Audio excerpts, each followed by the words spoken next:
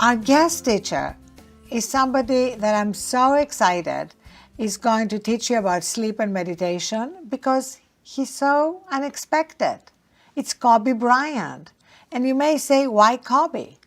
Well, it's Kobe because when I first met him, we talked a lot about sleep and meditation.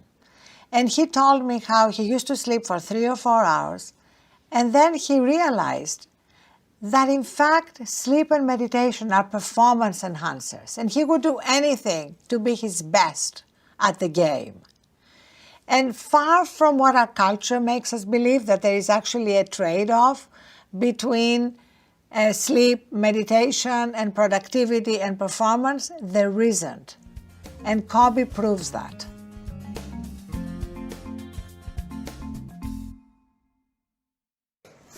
Let's get to it.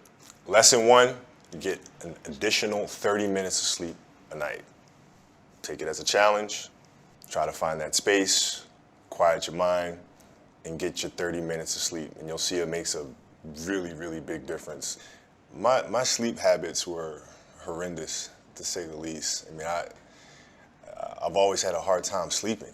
You know, I couldn't figure out how to shut my brain off. So what made the light bulb come on is that I went out there and played a game, and I played like crap. And I was like, why am I playing like crap? Because I've been practicing these same moves over and over and over. But yet, I couldn't execute them properly. I was feeling sluggish, I was feeling lethargic, and I knew it wasn't because of my training, because I had trained obsessively. So then I started looking at other things. And that's when I came to the realization that, hey, Kobe, you're not 21 years old anymore, buddy. Like, maybe the fact that you're sleeping 2 or 3 hours a night, maybe that has something to do with the fact that you're playing like crap. And that's when I started really evaluating those things. And I'd say lesson 2 would be just 5 minutes of quiet time, 5 minutes for you to be mindful and to just sit and find that inner voice and just kind of listen to the self. And preferably would be in the morning as you start your day. I meditate every day. And I do it in the mornings, and I do it for about 10 to 15 minutes.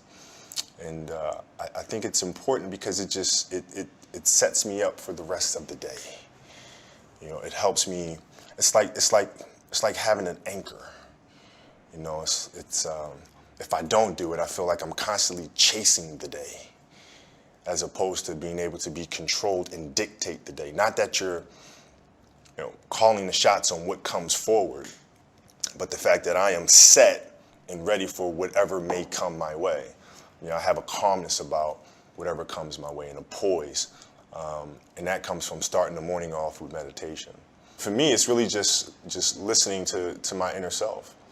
I mean, that's basically it. Like you sit in silence, and you just allow these thoughts to come forward, and you get a chance to observe the self and things that may be lying beneath the surface that if you don't have that time to sit quietly on your own, you'll never pay attention to. Because if you think about it, the reality is we're paying attention to so many things that are going on around us. We're constantly taking selfies, we're constantly taking pictures to post on Instagram and all these other things, and we're constantly observing everything that's around us, but we don't take the time to really observe what's going on inside of ourselves. And that's what meditation is for me. In 2000, we had a new head coach that came to the Los Angeles Lakers by the name of Phil Jackson. And Phil was just coming off of winning 6 championships with the Bulls. And he was really big on mindfulness and really big on meditation. And it wasn't an option for us. So we'd sit in our film room, and he'd turn the lights out, and we would meditate as a group. And he'd teach us mindfulness. And it really connected with me because he was teaching mindfulness through something that I was extremely passionate about, which was the game of basketball. So it was told through the lens of, this is going to help you here. And so I had this curiosity about it. And that was my introduction to meditation. And then seeing the poise that we played with, the fact that we can be in a hostile environment with fans yelling and screaming and pressure situations, and it having no effect on us because we were never too high, never too low. We were just in the moment and felt very secure in who we were. And that was my introduction to meditation. I had a great experience, which really I learned a lot about meditation through this experience. I was on a jet ski, and I took the jet ski out in the ocean, and I just kind of sat, and I just let the current just take me wherever it was going to take me.